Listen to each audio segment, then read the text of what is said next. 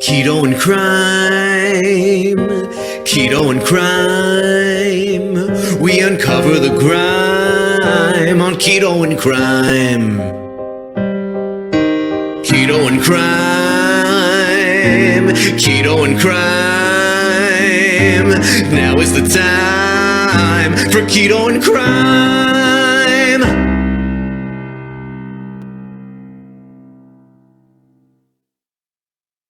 Hey everyone, Tracy here from Keto and Crime. Thank you so much to every single one of my patrons and channel members. You make this possible. And you're one of the reasons I do this. And I thank you from the bottom of my heart. And if I haven't said it before, thank you. I'll sing it. Thank you.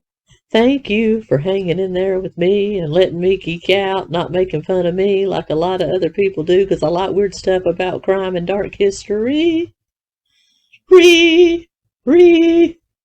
Thanks everyone. Hey everyone, welcome to Keto and Crime. An update on a case that I have already covered, the case of Brittney Griner, the WNBA star and former Olympic medalist, two-time Olympic gold medalist from the U.S. women's team, is still in prison or jail in a holding capacity in a Russian Federation jail. Her trial officially began July 1st, so it is still going on today in 𝐬𝐚𝐭𝐳 jail outside Moscow, or 𝐬𝐚𝐭𝐜 court outside of Moscow. There's been a lot of speculation about what the U.S. could do to get her out. As you recall, she was arrested in February at a Russian Federation airport for allegedly having a container of vape containing cannabis, which is illegal in the Russian Federation, and has been held as a prisoner ever since. Now, there's been a lot of speculation on whether she's a political prisoner or what, but I guarantee you there's a lot of Americans in jail all over the world for breaking foreign laws. She has played in Russia for many years and she knows the laws, so I don't know if maybe it was a forgotten cartridge or what. There's been a lot of speculation that it was planted. I don't know any of that. What I do know is that she is undergoing her trial right now, and I also know through investigating the Russian justice system, as well as listening to several college professors here on YouTube that have specialized in Russian justice or Russian law, and listening to some American lawyers, that unlike our system of justice here in the United States or in other areas of the West, you are not presumed innocent until proven guilty. You are presumed guilty until you are proven innocent. So here in the United States system, the burden of proof is on the prosecution. No, in Russia and a lot of other Eastern countries, it's on you to prove your innocence. So that's why Russia has over a 90% conviction rate.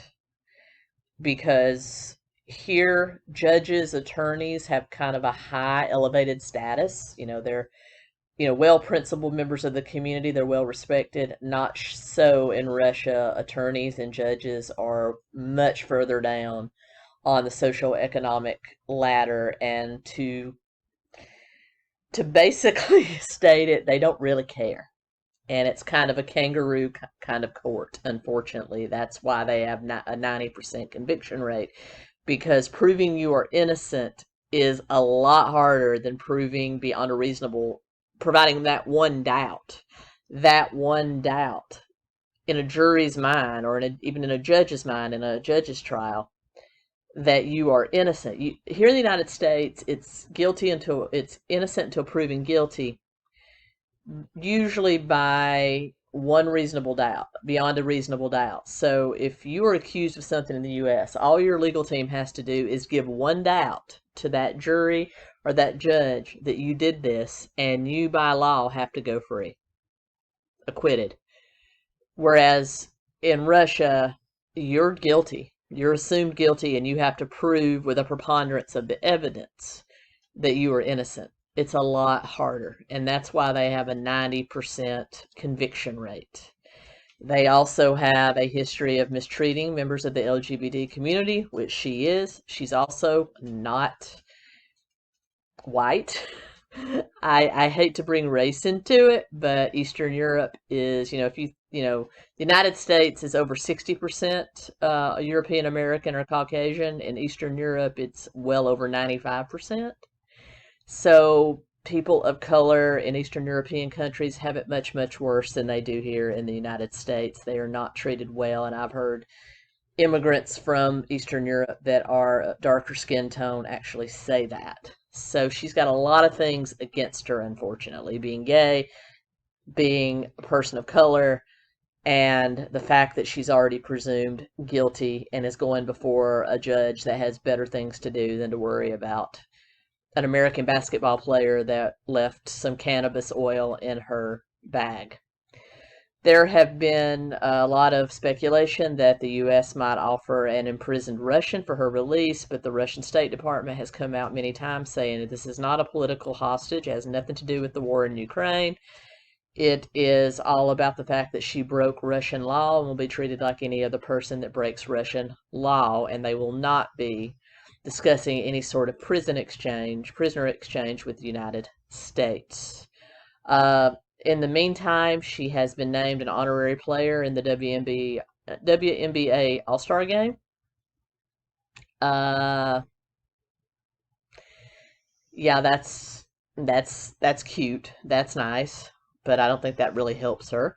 She has written some heartfelt letters to her wife saying that the 4th of July meant so much more to her this year. She normally celebrates freedom, but it means a whole lot to her this year. I'm sure it does. She has been quite a controversial figure, kneeling during the national anthem, that sort of thing. I'm keeping politics out of it. I just wanted to mention that. So I'm sure freedom means a whole lot more to her than it did previously. Maybe before it was all symbolic, but I think now she really, really appreciates what we have here in the United States and what we have here in the West. I have no idea what kind of conditions she's being held in. I hope that they're treating her humanely. I do hope she gets out. I don't want to see anybody spend 10 years in a Russian prison, and that's what she's facing. The mandatory sentence for her crime is 10 years in a Russian prison, and they just don't sit in prison and get fed and have schooling and, can work a little job if they're so inclined. It will be 10 years at hard labor. So we have a gravy train here of a justice system compared to what they have. So could very well be up the creek, so to speak. I want her to get out, and in the fact that even in Russia, if you are acquitted, that can be appealed. That can be repealed. So even if they find her not guilty or innocent, they can the next day say, "Oh, we made a mistake. You're guilty. Come back in." So my best advice to Brittney Griner, if her Russian lawyer, which I don't know if it's a state-appointed lawyer or, her family's actually paying, if he or she does manage to get her off, she needs to immediately, do not pass go to the airport and get the heck out of Russia and never go back.